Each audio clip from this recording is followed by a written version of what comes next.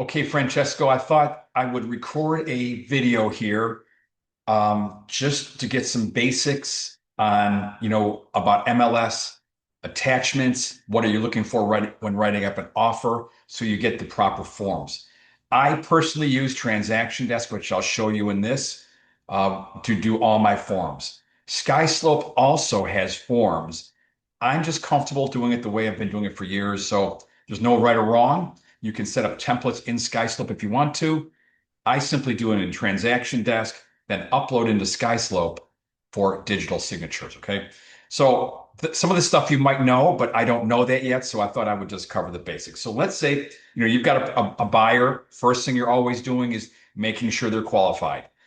If they're paying cash, show me the money. We need proof of funds. If they're getting a loan, who's the lender? I need a pre-qualification letter. If they don't have a lender, we have great ones that we can recommend. Okay.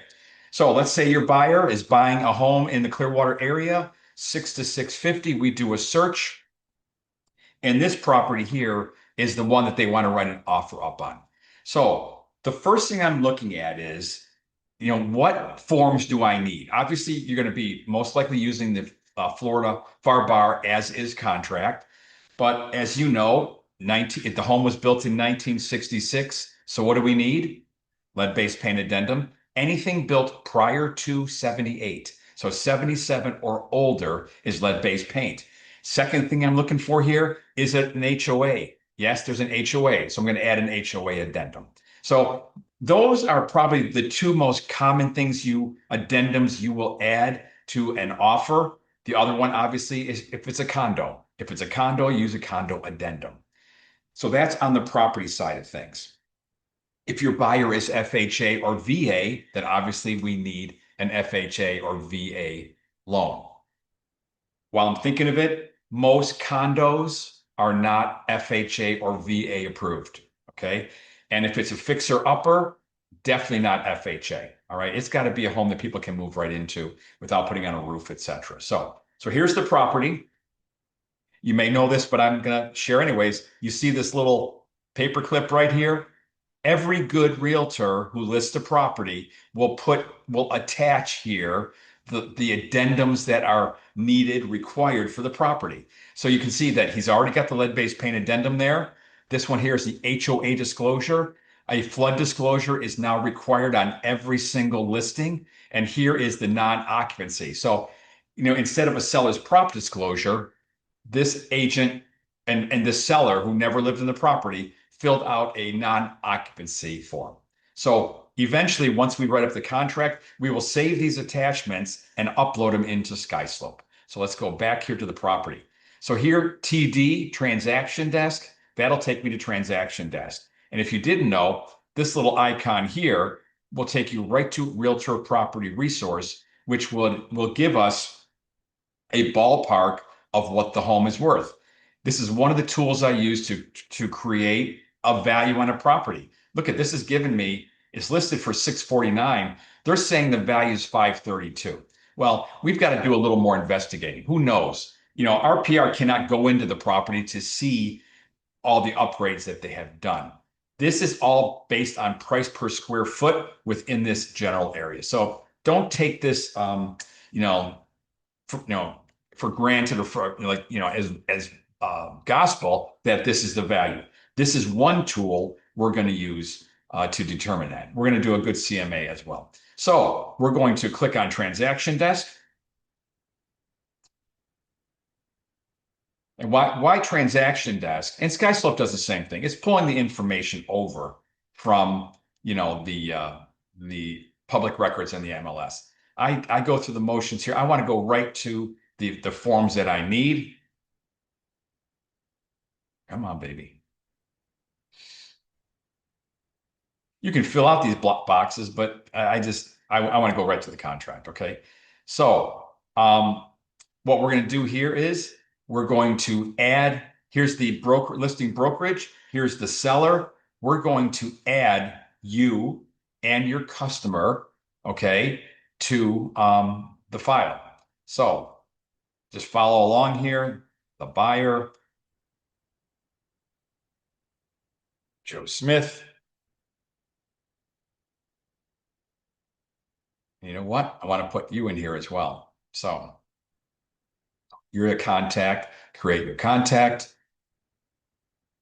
selling agent. Okay, save. All right, now that we have that in there, there's one other thing we can add, and that's the selling brokerage. A lot of times, if you're in your own MLS and doing this, it's going to automatically fill in. But let's just go through the motion here just in case. Selling broker, EXP.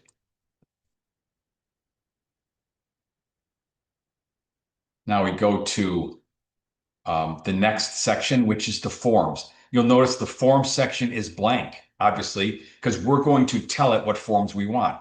So I simply go to add. I type in here as is, and they'll come up here, and we want the residential contract for sale and purchase. Simply choose that box.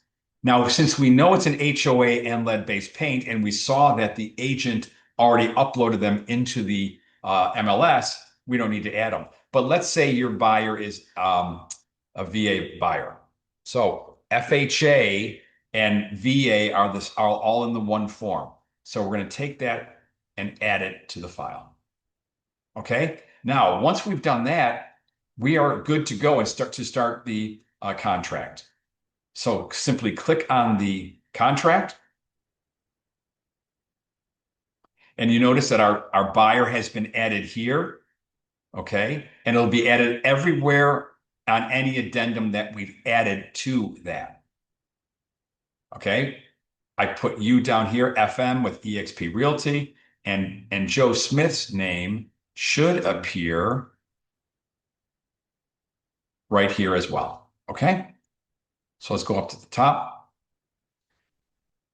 This is all pre-filled for you. The only appliance that does not convey, okay, is a washer and dryer. So make sure, and if it comes with the home, you ask for it, always. If there are certain things in the MLS where the listing agent says, hey, the chandelier over the dining table does not convey, put it in here, okay? Chandelier. Why? Because you're making an offer. And the last thing you want to make an offer that's right. And so that when the agent gets it, they're not sending it back to you for other corrections. If you don't put it in here, now they're sending it back to you. Now you got to get your buyer's initials. And who knows? Maybe another offer came in. So we want to make this really tight, okay? So there's no errors at all. Now, we mentioned that the buyer's VA, right? So what does that mean? Most likely he's putting he's putting no money down because the VA loans are 100%. So let's say he's offering $650 on this home. I always check this box within 3 days of effective date. The deposit is to be made. And what do you put in here? These blank lines? Go back to MLS, and every good agent will have it on the bottom of right here. So you cut and paste this information into the offer. Copy that. Let's go to transaction desk and fill out every line. Okay. We're just going to fill Amy's name in there for now. Okay. Financing. Express a dollar amount or percentage. VA is 100%, right? 100%. Now, even though they don't have to put any money down, I would still always require a deposit. And it should be a decent deposit, at least 1% of the purchase price. And the VA buyer, if you notice, gets that money back at closing, right? So $5,000 down, financing is 100%, $5,000 back at closing. Time for acceptance, minimum of 2 days. Okay. If today's the 11th, let's give them to the 13th or 14th. Or what I would suggest is call the listing agent and say, hey, what works for the seller? How much time do you need for it to get back to me with the offer I'm making? Put that in there. And I would say a minimum of 30 days for a finance deal. So today's the 11th. We're going to go to July and do July 11th. Make sure it's not on a holiday or weekend. All right. If you do accidentally put the 12th here, for example, which was a Saturday, it will close on Friday. Okay. Okay. If the property is not subject to lease, that box is not checked. There's usually 2 boxes in the financing section that you're going to choose, either cash or financing. There's a third and fourth, which we rarely deal with, so we won't bother. So contracts contingent upon obtaining a loan within 30 days. You check the right box here for the kind of financing. And there's really nothing else to fill out here at all. These were the third and fourth ways to pay for the home, either assuming the existing mortgage or the seller financing. And that's what this is. And obviously there's addendums that go with that. Nothing else to fill in here at all. Check. Okay. For us, normally in our area, the seller chooses and pays for title insurance. So that box is checked. If you want to ask for a home warranty, go for it. Usually at closing, seller will pay for a home warranty in the amount of whatever, $500 from American Home Shield. Special assessments. This has got to do with a public body and not a condo or an HOA.